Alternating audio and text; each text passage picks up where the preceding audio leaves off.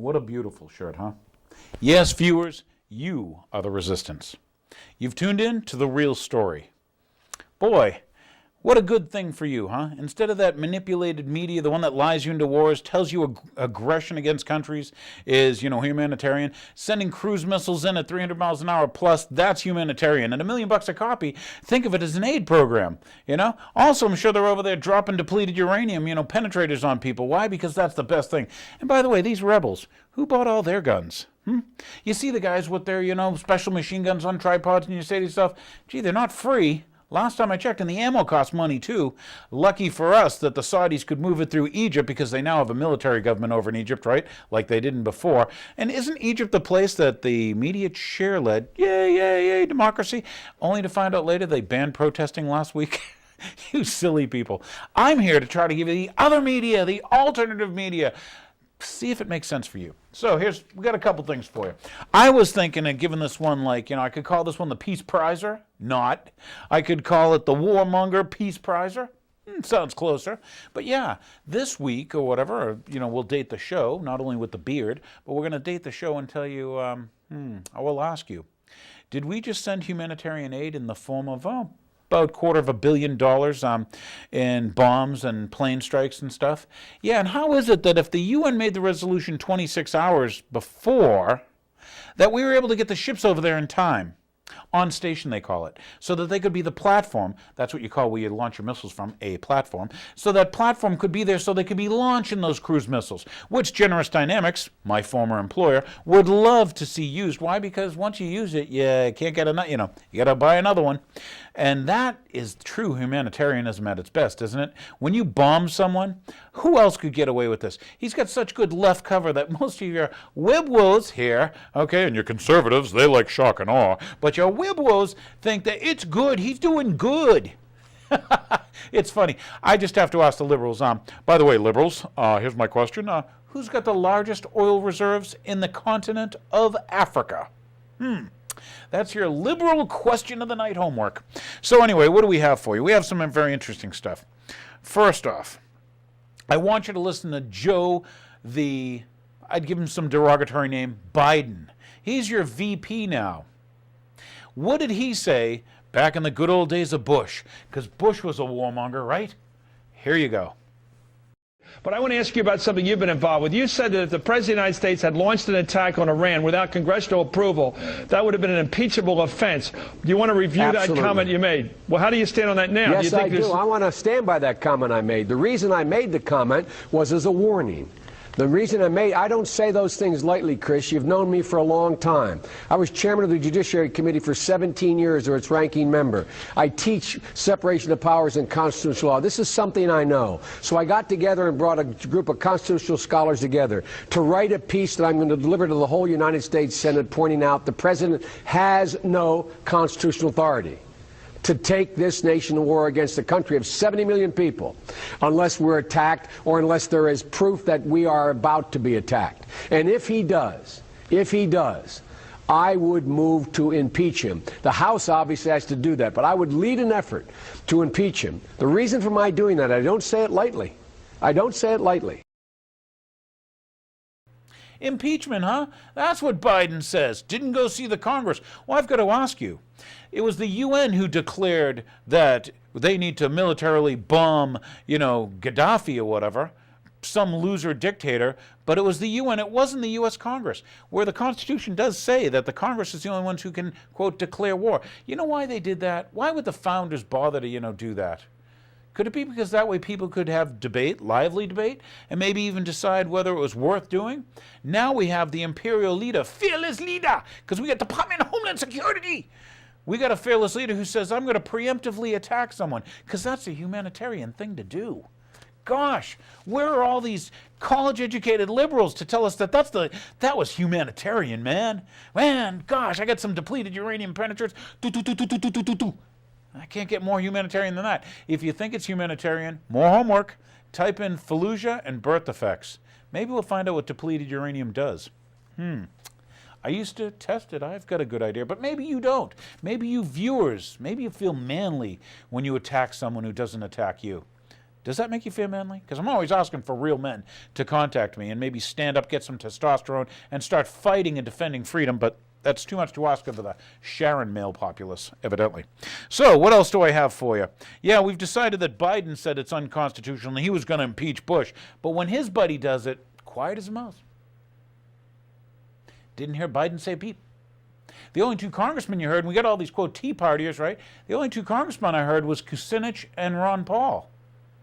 Everyone else, I guess, is okay with attacking countries, spending hundreds of millions of dollars, billions of dollars to bomb someone who wasn't a threat to you, your family, or your grandchildren, or, you know, it wasn't even a perceived threat. No national security. I mean, they didn't even go through that lie. This is good, because the same media that told you weapons of mass destruction, they told you that this is a humanitarian mission. I always, once again, believe it's the most humanitarian thing to send people their foreign aid in the form of missiles. That's what our Peace Prize winner did. You know, they decided to give him the Peace Prize before he was president, so I got to remind you, here he is lying over and over, but it's for you, viewers, because Sharon voted for Obama. I will promise you this, that if we have not gotten our troops out by the time I am president, it is the first thing I will do. I will get our troops home. We will bring an end to this war. You can take that to the bank. When I promise that we are going to bring this war in Iraq to a close in 2009, I want the American people to understand that I opposed this war in 2002, 2003, 4, 5, 6, and 7, so you can have confidence that I will be serious about ending this war.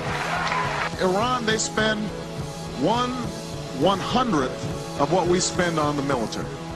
Iran, Cuba, Venezuela, these countries are tiny compared to the Soviet Union. They don't pose a serious threat to us. I think it's time for us to end the embargo on Cuba.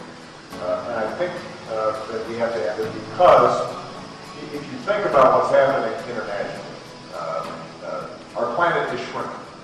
And our biggest foreign policy challenge, and it feeds directly into the battle on terrorism, and it feeds into issues of trade and our economy, is how do we make sure that other countries in developing nations are providing sustenance for their people, human rights for their people, a basic structure of government for their people that is stable and secure so that they can be partners in a brighter future for the entire planet. Close down Guantanamo, restore habeas corpus, say no to renditions, no to wireless wiretaps. I have said repeatedly that I intend to close Guantanamo, and I will follow through on that. I've said repeatedly that America doesn't torture, and I'm going to make sure that we don't torture. Those are part and parcel of an effort to regain America's moral stature in the world. See, we liked Brand Obama and Sharon. They were tired of Brand Bush. But for a while, Sharon voted Brand Bush. You know why? Because he was going to save Israel, those terrorists and all this stuff. We found out later on that all that terrorist stuff was state-sponsored by a state we didn't think, huh? Like our state. Don't believe me. It was the State Department that put the underwear bomber on the plane. There's some homework. Was it the State Department who put the underwear bomber on the plane? Isn't that why your family members have to go through the airport with their hands raised and have their genitals squeezed? Oh, that's right. I forgot all that. See, it's funny when you follow news and you follow money. But what else do we have for you? Here we go.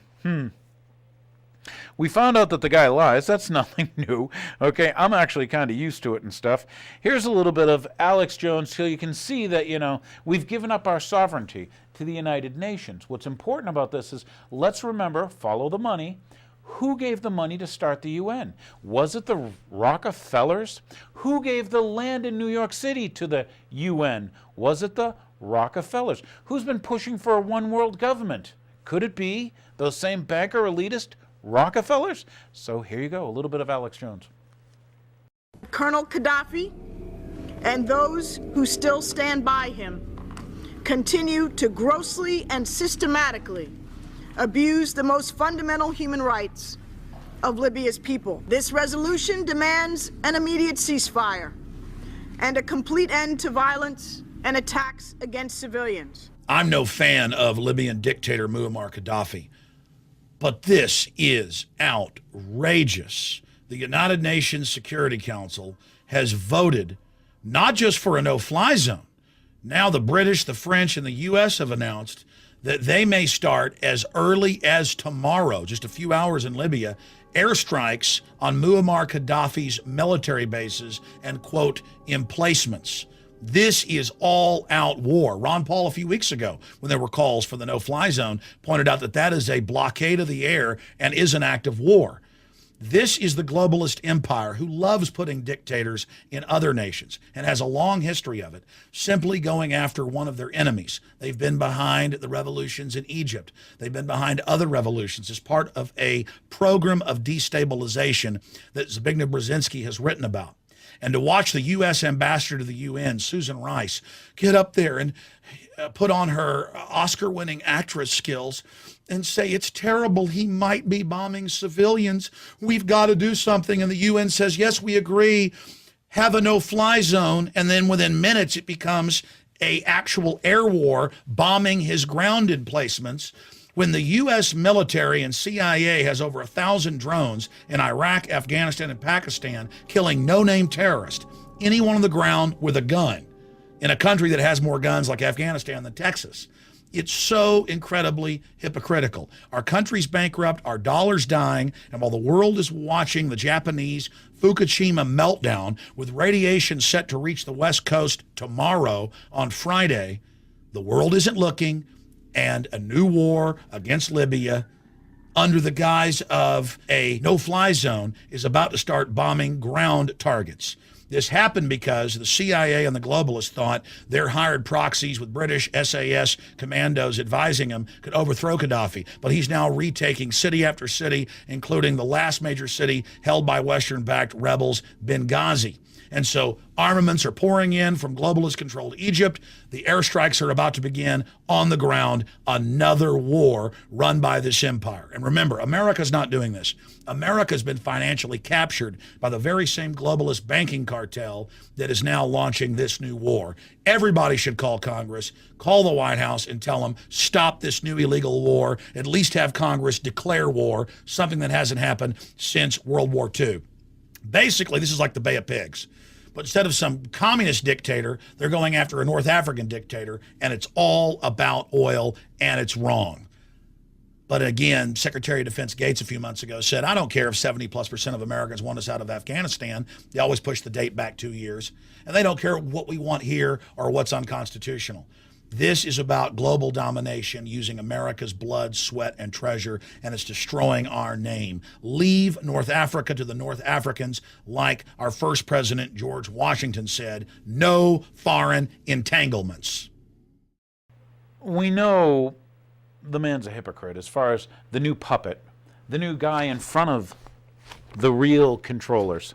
Yeah, the old man. He's just a puppet. Hasn't even proved he's American yet, but that's okay for you liberals because you wanted change. He increased the amount of troops in Afghanistan because you wanted change. He put in what? He put in mercenaries into Iraq so he could say, look, I pulled troops out.